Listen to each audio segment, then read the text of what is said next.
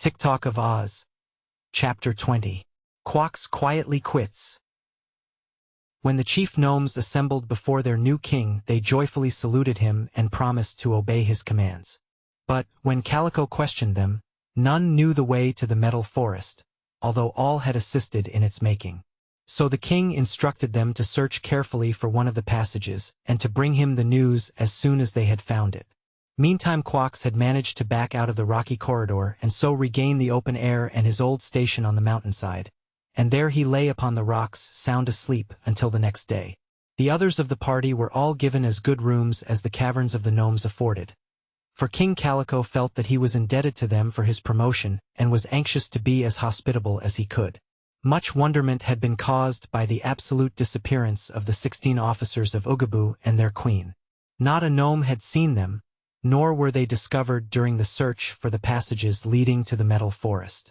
Perhaps no one was unhappy over their loss, but all were curious to know what had become of them. On the next day, when our friends went to visit the dragon, Quox said to them, "I must now bid you goodbye, for my mission here is finished and I must depart for the other side of the world, where I belong." "Will you go through the tube again?" asked Betsy. "To be sure.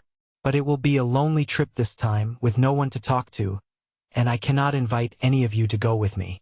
Therefore, as soon as I slide into the hole I shall go to sleep, and when I pop out at the other end I will wake up at home." They thanked the dragon for befriending them and wished him a pleasant journey. Also they sent their thanks to the great Jean, whose just condemnation of Ragito had served their interests so well. Then Quox yawned and stretched himself and ambled over to the tube, into which he slid headforemost and disappeared. They really felt as if they had lost a friend, for the dragon had been both kind and sociable during their brief acquaintance with him. But they knew it was his duty to return to his own country. So they went back to the caverns to renew the search for the hidden passages that led to the forest. But for 3 days all efforts to find them proved in vain. It was Polychrome's custom to go every day to the mountain and watch for her father, the rainbow, for she was growing tired with wandering upon the earth and longed to rejoin her sisters in their sky palaces. And on the 3rd day, while she sat motionless upon a point of rock, whom should she see slyly creeping up the mountain but Ragito? The former king looked very forlorn. His clothes were soiled and torn, and he had no sandals upon his feet or hat upon his head. Having left his crown and scepter behind when he fled, the old gnome no longer seemed kingly, but more like a beggarman. Several times had Ragito crept up to the mouth of the caverns, only to find the 6 eggs still on guard. He knew quite well that he must accept his fate and become a homeless wanderer, but his chief regret now was that he had neglected to fill his pockets with gold and jewels. He was aware that a wanderer with wealth at his command would fare much better than one who was a pauper, so he still loitered around the caverns wherein he knew so much treasure was stored, hoping for a chance to fill his pockets. That was how he came to recollect the metal forest. "Aha!" said he to himself.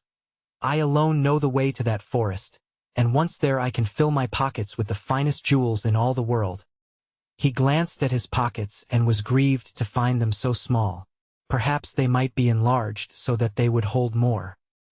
He knew of a poor woman who lived in a cottage at the foot of the mountain, so he went to her and begged her to sew pockets all over his robe, paying her with the gift of a diamond ring which he had worn upon his finger. The woman was delighted to possess so valuable a ring, and she sewed as many pockets on Ragito's robe as she possibly could.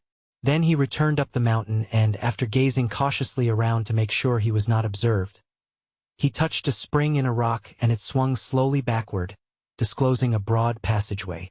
This he entered, swinging the rock in place behind him. However, Ragito had failed to look as carefully as he might have done, for Polychrome was seated only a little distance off and her clear eyes marked exactly the manner in which Ragito had released the hidden spring. So she rose and hurried into the cavern, where she told Calico and her friends of her discovery. "I've no doubt that that is a way to the metal forest," exclaimed Shaggy. "Come, let us follow Ragito at once and rescue my poor brother." They agreed to this, and King Calico called together a band of gnomes to assist them by carrying torches to light their way. "The metal forest has a brilliant light of its own," said he, "but the passage across the valley is likely to be dark." Polychrome easily found the rock and touched the spring, So in less than an hour after Ragito had entered they were all in the passage and following swiftly after the former king. "He means to rob the forest, I'm sure," said Calico. "But he will find he is no longer of any account in this kingdom, and I will have my gnomes throw him out." "Then please throw him as hard as you can," said Betsy. "For he deserves it. I don't mind an honest, out-and-out enemy, who fights square. But changing girls into fiddles and ordering him put into slimy caves is mean and tricky, and Ragito doesn't deserve any sympathy. But you'll have to let him take as much treasure as he can get in his pockets, Calico." "Yes, the Jean said so. But we won't miss it much. There is more treasure in the metal forest than 1,000,000 gnomes could carry in their pockets." It was not difficult to walk through this passage, especially when the torches lighted the way, so they made good progress. But it proved to be a long distance and Betsy had tired herself with walking, and was seated upon the back of the mule when the passage made a sharp turn and a wonderful and glorious light burst upon them. The next moment they were all standing upon the edge of the marvelous metal forest. It lay under another mountain and occupied a great domed cavern, the roof of which was higher than a church steeple. In this space the industrious gnomes had built, during many years of labor, the most beautiful forest in the world. The trees' trunks, branches and leaves were all of solid gold, while the bushes and underbrush were formed of filigree silver, virgin pure. The trees towered as high as natural live oaks do and were of exquisite workmanship. On the ground were thickly strewn precious gems of every hue and size, while here and there among the trees were paths pebbled with cut diamonds of the clearest water. Taken all together, more treasure was gathered in this metal forest than is contained in all the rest of the world, if we accept the land of Oz, where perhaps its value is equaled in the famous Emerald City. Our friends were so amazed at the sight that for a while they stood gazing in silent wonder. Then Shaggy exclaimed, "My brother! My dear lost brother! Is he indeed a prisoner in this place?" "Yes," replied Calico. "The ugly one has been here for 2 or 3 years.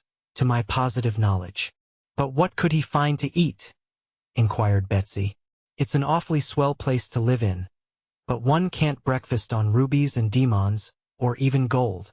"One doesn't need to, my dear," Calico assured her. "The metal forest does not fill all of this great cavern, by any means. Beyond these gold and silver trees are other trees of the real sort, which bear foods very nice to eat. Let us walk in that direction, for I am quite sure we will find Shaggy's brother in that part of the cavern, rather than in this." So they began to tramp over the diamond-pebbled paths, and at every step they were more and more bewildered by the wondrous beauty of the golden trees with their glittering foliage. Suddenly they heard a scream. Jewels scattered in every direction as someone hidden among the bushes scampered away before them. Then a loud voice cried, "Halt!" and there was the sound of a struggle.